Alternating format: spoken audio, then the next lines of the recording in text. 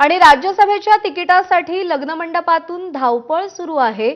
अर्जुन तेंडुलकरच्या लग्न सोहळ्यातही राजकीय धावपळ सुरू आहे असं दिसतंय। एकनाथ शिंदे लग्नाला हजेरी लावून तात्काळ माघारी परतलेत। शिंदेंच्या पाठोपाठ शायना एनसी सुद्धा जाताना दिसल्यात। शिवसेनेचा राज्यसभेचा उमेदवार अजूनही अनिश्चित आहे। एकनाथ शिंदे दिसतात। शायना एनसी यांनी आपली गाडी थांबवून त्यांच्याशी संवाद साधलाय।